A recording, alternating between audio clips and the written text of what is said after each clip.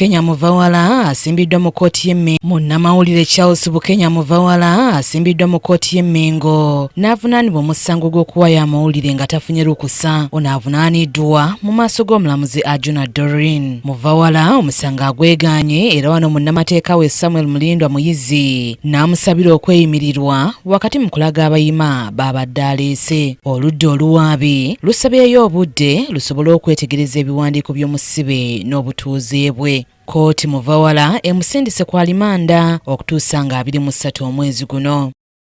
Lukusa nga yeeyambisa emitimbagano ne kompyuta.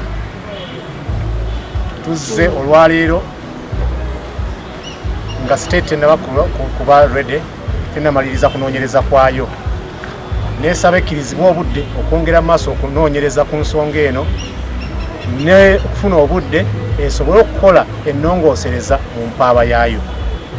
Okwesinzidde neesaba kkooti eyongereyo omusango guno okuwulirwa kwagwo. Ne tuweebwa instructions okuba ntusaba okweyimirirwa. Taddeyo okusaba kweyimirira era n'aleeta n'abamweyimirira mu mateeka baganda be ne baakola nabo. State nerowooza nti yeetaaga obudde okutunuulira empapula ze olw'okuba si mutuuze wa Uganda, yeetegereza obutuuze bwe. Mu bimu ku bisabibwa mu kkooti bwe butuuze bw'omuntu n'obutuuze bw'aba bamweyimiridde okulaba basobola omuwaliriza okudda mu kkooti emusango ogunaawulizibwa.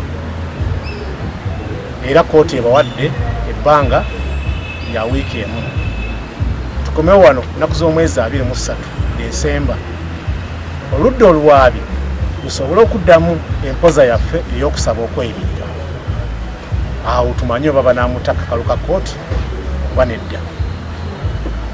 Tulina okwetegereza nti akakwakulizo ke tufunye mu musango guno ono Mumerika si Munnayuganda. Amateeka ng'egye gakakwatamu Munnayuganda n'Omumerika ga njawulo. So omusango guno gugenda kutambulira nnyo ku mpagi ezo. Ate yo kkooti y'e Nateete Lubaga evunaanya abawagizi ba National Unity Platform 30 omusango gw'okweyisa ng'ekitagasa nga baakwatibwa ku lwa bbalaza lwa wiiki eno nga 15 Desemba bwe baali bagenze mu kampeyini za Robert Kyagulanyi Ssentamu mu bitundu eby'e Lubaga. Bano emisango bagyegaanye era bannamateeka baabwe okubadde Samuel Mulindwa Muyizi ne Nsibuka Haruna babasabidde okweyimirirwa. Omulamuzi Adams Byalugaba atadde abasibe abana ababadde mu musango guno ku kakalu aka kkooti ka bukadde 2 nga si zaabuliwo n'ababeeyimiridde obukadde 2 nga si zaabuliwo.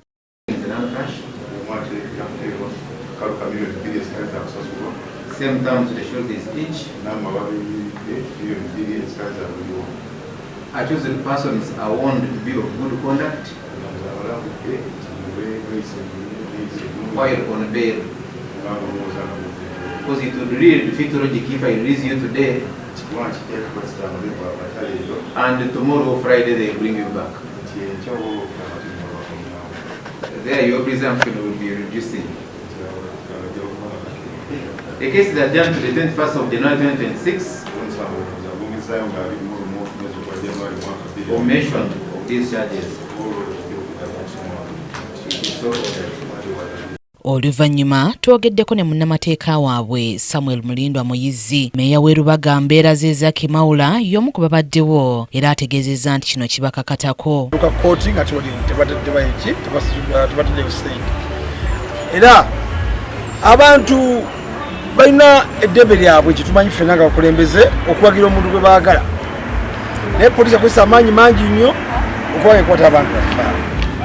Abantu abaffe tebalina musango kubanga bali bazze okuwagira omuntu gwe bakola ki gwe bawagira nga pulezidenti waabwe. Babayisawo binnyonnyo tuvumirira nnyo ebikolwa ebyo nga bwe muwulidde famire z'abantu bano abamu babagambye nti babasanga mu maduuka gaabwe nga bakola ne bayoola buyoozi okumaliriza nga babalese wano musango ki gwe bataddeko common nuisance kye bategeeza nti okuwagira candidate gw'oyagala novaayo n'omulaga essanyu kati eyo nuisance gwanga kirino litu. Annette Nakayibaale yakusakidde eggulire lino ku KTV Amalindilire.